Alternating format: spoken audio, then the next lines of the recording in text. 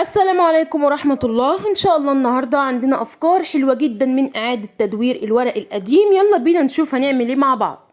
طبعا أنا اتسألت إيه هو الورق القديم اللي أنا بشتغل بيه. يعني زي ما حضراتكم شايفين عندي ملازم، عندي كتب مقطعة قديمة زي ما انتم شايفين كده. وعايزة أقول لكم إن الكتب دي عندي من 2015 و18، يعني لا تصلح أساسا إن أنا حتى اديها لحد، عشان في ناس بتقول لي حرام نقطعها، حرام نديها لحد يستفاد بيها. انا لو شايفه ان حد هيستفاد بيها انا كنت اديتها له. فطبعا انا مش بستخدم الا الحاجات القديمه عشان خاطر حضراتكم تبقوا عارفين.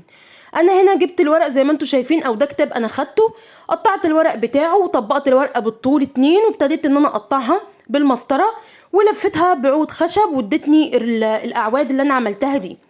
جبت قاعده من الكرتون باي مقاس انتوا عايزينه، تمام. وبعد كده هبتدي ان انا اجيب قطع كرتون، او ان انا هبتدي اغلفها. فبغلف كده برضو بالورق ورق الكتاب اللي انا اشتغلت بيه، تمام. عايزه اقول لكم برضو ينفع ورق الجرايد، ورق المجلات، ورق الكشاكيل والكراريس اللي بيبقى مكتوب فيها. اي حاجه من الحاجات دي تنفع في الافكار اللي احنا بنعملها من الورق القديم. زي ما انتم شايفين كده انا بقفل او بغلف القاعده بتاعت الكرتون اللي انا بعملها دي، زي ما انتم شايفين بالشكل ده. وزي ما حضراتكم شفتوا انا غلفتها بنفس الورق.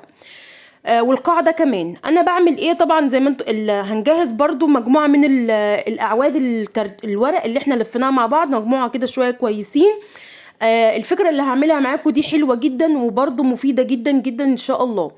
هاجي قطعة الكرتون اللي انا استخدمتها ببتدي ان انا كده اقسمها بالمسطرة مسافات، كل مسافة والتانية 2 سنتي، ما بين كل مسافة والتانية 2 سنتي.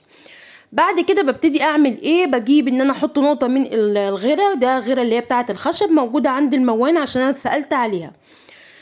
طبعا انا هنا حطيت اعواد خشبية. العود الخشب بتاعي ده طوله 13 سنتي، انا ممكن اكبر ممكن اصغر زي ما انتوا عايزين. هاجي بقى بعد كده خلصت وعملت التربيعة بتاعت القاعدة كلها بالأعواد الخشبية. هاجي دلوقتي كده بدخل الرولات دي، يعني هلزق 3 رولات في بعض أو 3 أعواد في بعض. بحط نقطة من الغيرة وببتدي إن أنا أثبتهم جوه بعض. طبقتها بالنص بالظبط، وبعد كده هبتدي ان انا ادخلها في قلب عود خشب زي ما انتوا شايفين. بقى عندي عودين، عود امامي وعود خلفي. باخد اللي من قدام بروح لفاه واروح معدياه من العود الخشب، وهكذا وهكذا لحد ما ان انا ابتدي بمعنى اصح بعمل زي تضفيره. او لو لاحظتوا معايا زي فكرة السبت بتاع البلكونات وكده بيبقى متضفر بنفس الطريقة بالشكل ده. فبعمل ايه، باخد الرول اللي قدامي بروح تانية لفه على ورا واعديه من العود الخشب. بيبقى اللي كان ورا بقى قدام، فبلف اللي كان قدامي وبعد كده على ورا، وهكذا زي ما انتوا شفتوا. بعد ايه لما اوصل مثلا ابتدي اوصل لاخر الاطرف بتاعه الورق معايا، ببتدي اركب اعواد تاني فيها واكمل، وهكذا. بحط نقطة من الغيرة وابتدي ان انا اركب العود اللي بعده، وابتدي الف برضو وافضل ماشية في التربيعة بتاعتي لحد ما اخلص الارتفاع اللي انا عايزاه. انا طبعا عملت ارتفاع 13 سنتي، ففي 3 سنتي نزلوا معايا فين، في القاعدة بتاعت الكرتون، يعني ده يعتبر ارتفاعه 10 سنتي. ببتدي زي ما احنا شايفين بالشكل ده. هي دي الطريقة او هو دوت الترتيب اللي انا بمشي بيه بالشكل ده.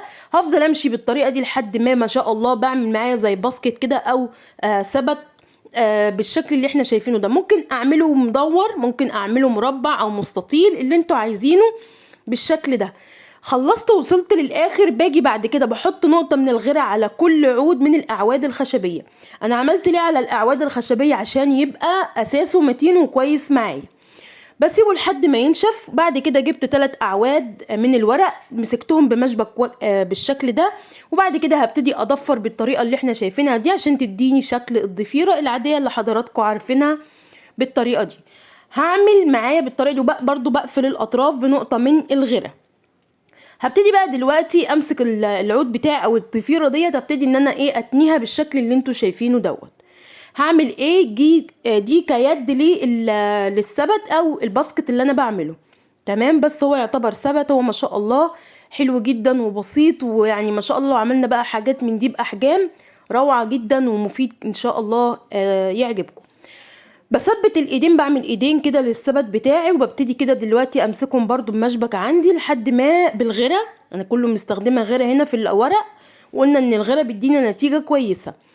نشفت معايا بقى بالشكل ده. هعمل ايه؟ عايزه دلوقتي انا هديله طبقه من الورنيش المائي، لان انا بصراحه مش هدهنه، انا حابه شكله كده. طب احنا حابين ندهنه، يبقى هندهنه الاول طبعا، وافضل دهان ليه الدهان البلاستيك. عايزين ندهنه بلاستيك ابيض، حابين نضيف له الوان براحتكم. وبعد كده بسيبه ينشف وارجع اديله طبقه الورنيش المائي. ده اهم حاجه، هتديكوا نتيجه كويسه، بتعضم لي كده الورق، وبتخليكوا تحسوا ان هو كانه عامل فعلا زي الخوص او البوص اللي هم بيعملوا بيه الزبده. تمام. ده ما شاء الله بعد ما نشف بقى معايا بالشكل ده، ما شاء الله قوي ومتين جدا وحلو جدا من ولا شيء زي ما احنا شايفين. طبعا نقدر نستخدمه في اي حاجة احنا عايزينها. وده الشكل النهائي، يا رب يكون عجبكم. اتمنى ما تنسوناش باللايك. يلا بينا على الفكرة التانية. الفكرة التانية عندي كرتونة كده زي ما احنا شايفين، هقطع منها اللي هي الجوانب بتاعتها. اخد الجزء دوت، انا هوريكم انا هعمل فيه ايه. هاخد كده بعرض المسطره، حطيت المسطره وهاخد العرض بتاعها وهعلم وهقص الجزء الزياده ده. انا محتاجه الجزء بتاع العرض المسطره بس. ببتدي ان انا اوزع غيره في القاعده واقفل الاطراف بتاعتها اللي بتبقى طالعه دي. وعندي هنا جزء بسيط اكمل بيه باقي القاعده بتاعت الكرتون، اقفل بيه قاعده الكرتون من الداخل. جبت هنا، خدت الكرتونه بتاعتي حطيتها على قطعه كرتون تانية، وخدت التربيع او المستطيل بتاعها قسته بالشكل ده. عملت ايه؟ جبت المربع اللي انا قسته وقصيته دوت، واخدت برضو الجوانب بتاعه العرض بتاعه بالعرض المسطره زي ما حضراتكم شفتوا، اللي انا برضو قست بيها الطرف اللي انا قصيته. بعد كده هبتدي اغلف بقى الاجزاء بتاعتي، وبرضو هغلفها انا دي يعتبر بغلف ده ورق ملازم. هبتدي كده اوزع الغيره بتاعتي زي ما احنا شايفين، وهبتدي ان انا الزق الورق او اغلف الكرتونه بتاعتي. هاجي بقى طبعا بسيب اطراف من الورق زياده عشان اتني بيها الطرف من بره، وبقفل الجزء بتاعي كله بنفس الشكل. تمام كده. بعد كده هعمل ايه؟ انا سايبه الجزء ده عشان هقول لحضراتكم دلوقتي ليه. بغلفه برضو زي ما احنا شايفين بالطريقه دي. هاجي برضو هغلف القاعده بتاعت الكرتون بتاعتي بالطريقه اللي احنا شايفينها دي. انا عايزه اقول لكم برضو احنا هنستخدم نفس الرول او نفس الاعواد الورقيه اللي احنا عملناها زي في الفكره الاولى. غلفتها من بره ومن جوه. هجبت الاعواد بتاعتي، باخد كده عايزه بقى هنا في الاعواد دي اساوي الاطراف بتاعتها بالشكل اللي انتوا شايفينه ده. طبعا بنجهز مجموعه. الافضل حاجه واسهل حاجه عشان الحاجات دي ما تاخدش وقت معاكم، ان احنا يعني هو اللي يعتبر الوقت بتاعنا في الرول اللي احنا بنلفه لفيناه، يبقى احنا يعتبر عملنا 3/4 الفكره. بعد كده كله سهل وبسيط. بوزع غيره زي ما احنا شايفين، وبعد كده هبتدي ان انا الزق كل الاعواد بتاعتي بالشكل ده. خلصت العرض بتاع الكرتونه كله، بقلبها كده واضغط بايدي عشان اضمن ان انا لزقته كله معايا كويس. وعن طريق القطر او المقص هبتدي ان انا اقص الرولات او الاعواد الزياده. تمام. بعد كده هبتدي اقفل برضو باقي الكرتونه بتاعتي، يعني التربيعه بتاعت الكرتونه كلها من بره بنفس الاعواد بالطريقه دي. طبعا انا لما بلف اول صف بيطلع معايا اعواد زي اللي انا قصيتها، باخدها واستخدمها برضو، اكيد مش هرميها. تمام. هعمل لها زي قاعده من تحت كده او ارتفاع من نفس الاعواد اللي ابتديت ان انا الف التربيعه بتاعتها من تحت. وعشان بس احدد شكل الفكره بتاعتي، هبتدي برضو ان انا اقفل او الف في الطرف من فوق والطرف من تحت اعواد بنفس الشكل زي ما انتوا شايفين كده. انا لفيت عودين من فوق وعودين من تحت عشان حضراتكم تبقوا واخدين بالكم.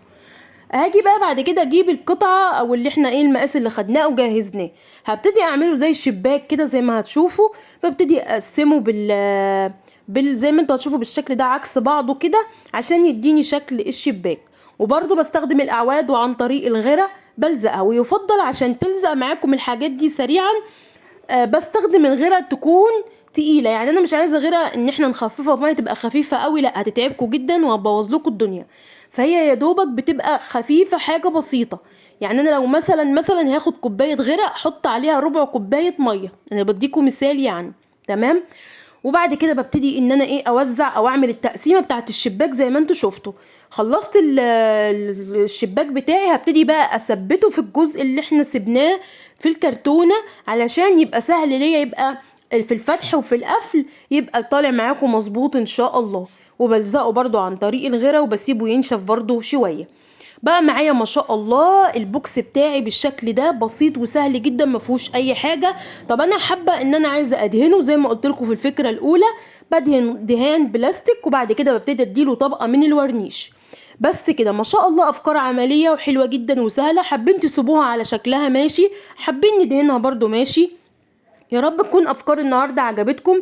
اتمنى ان يكون النهارده الفيديو كان سهل وبسيط. ما تنسوناش باللايك والاشتراك في القناه. شكرا ليكم والسلام عليكم.